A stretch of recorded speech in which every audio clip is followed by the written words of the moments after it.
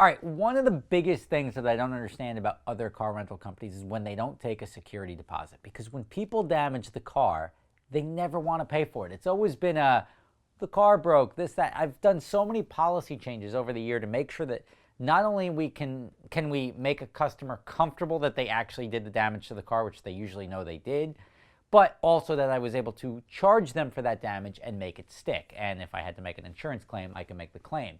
Now, here is an example of exactly one of those policies. When a guy called me up and he was like, hey, yeah, the rear bumper fell off the Lamborghini. And I'm like, I know Lamborghinis, and rear bumpers, they just don't fall off. But why don't you bring it in and we'll take a look at it? And the guy brought the car back. It was an LP550. We actually got it back, and it was just covered in painter's tape, right? And I was like, oh, good God, what did you do? He's like, I was just driving along, and it just ripped off the car. I'm like, no, it didn't. But like, you can't just say you're a liar. We're like, interesting. Okay, yeah, we're going to bring that into the shop. We'll get that checked out.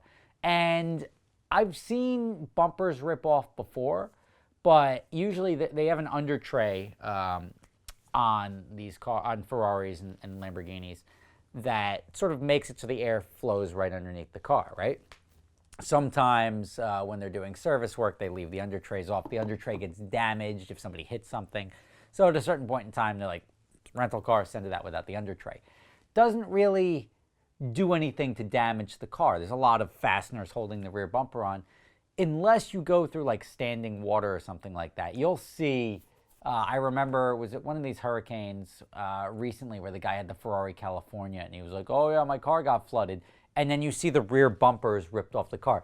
You have to plow into water real quick to rip the rear bumper off the car. And that's essentially why I was like, all right, that's insurance fraud. And I think whether that guy got paid or not, I don't know.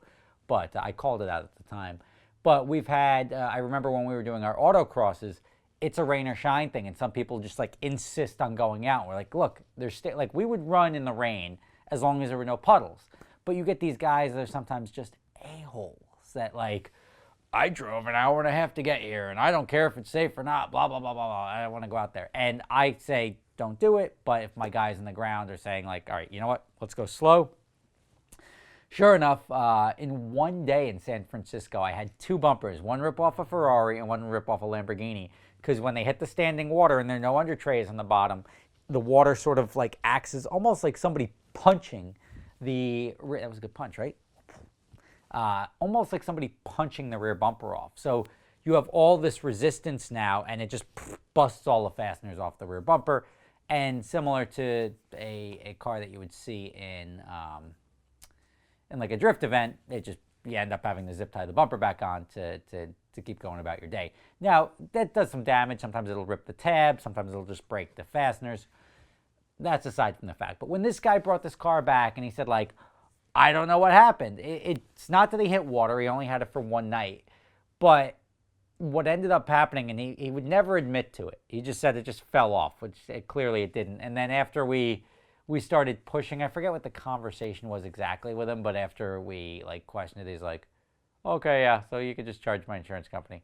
Because he did something. And what I believe he did is, you know, when you pull up to the parking stumps or you back up to the parking stumps, you're not used to a low car. And some of the parking stumps, what they are, they're just the two rebars shoved into the ground, and then the parking stump sits on top of them, and then you have the rebar sticking up on both. He probably backed up too far. The bumper like sort of went over them and got stuck, and then when he pulled off, it's now you have something physically holding the bumper, because I didn't see any like external bumper damage on it. It was legitimately ripped off the car, but that made a lot more sense when I was like, did you back over a parking stump or something like that?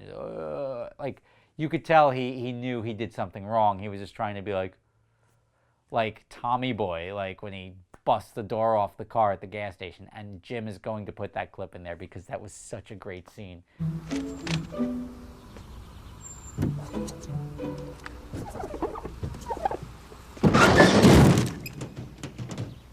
What'd you do? That's effectively what happened. When he got caught doing it, he just said, go ahead and charge me.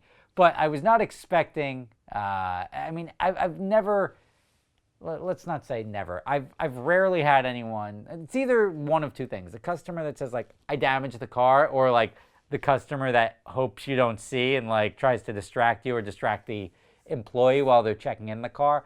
How I've been able to combat that was I now take photos before and after. So even if we miss something, if there's a chip in the windshield, or if there's something missed at the time of delivery, I have photos when they take the car and when they don't take the car. Now this works both ways because the photos are there to prove that damage occurred during their rental. Not like, because it's very possible, like, hey, we see the car in our shop right now, you just had the rental, there's a chip in the window.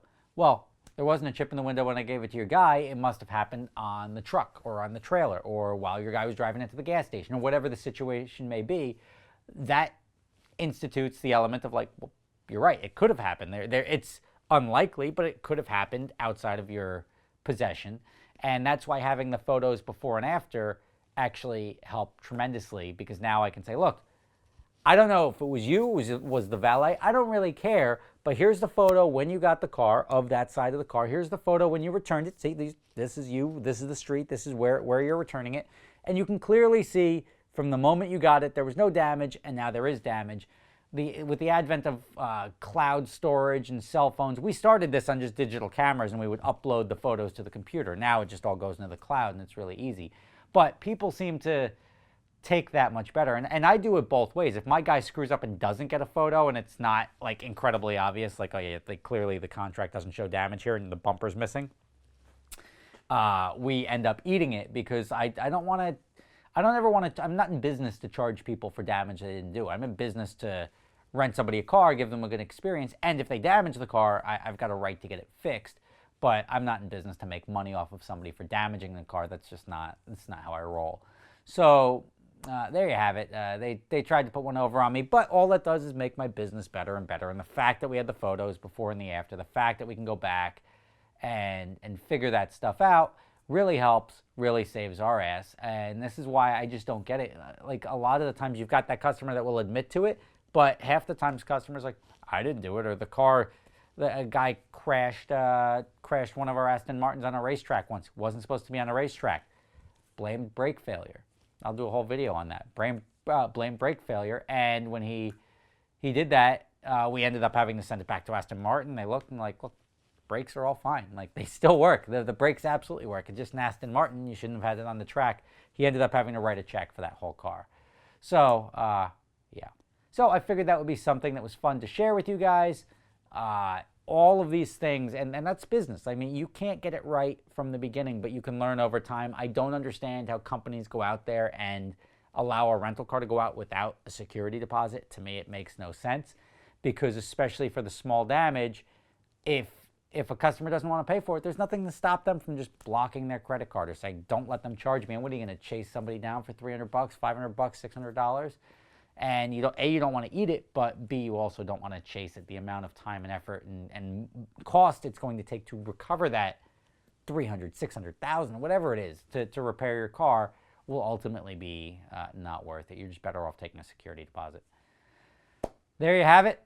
Just quite the story. I was very, well, how do you say? I was shocked, and I've never been surprised at oh, where did that come from? I know I didn't hit anything when clearly they did. So part of the exotic car rental world that I got used to, and that's what's weird when it becomes the new normal. For those of you not familiar with my other company, I started a company called Adventure Drives, which combines driving and bucket list travel. So it's a lot of fun. Our next trip is up to the Northern Lights in Iceland at the end of February. We're going to be doing snowmobiling on glaciers, off-roading, taking a dip in the Blue Lagoon, and drinking whiskey until we're silly. So that's going to be a lot of fun. After that, we're off to Europe for a trip in July.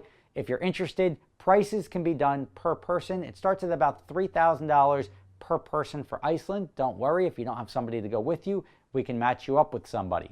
You can check the link in the description for adventuredrives.com and sign up today.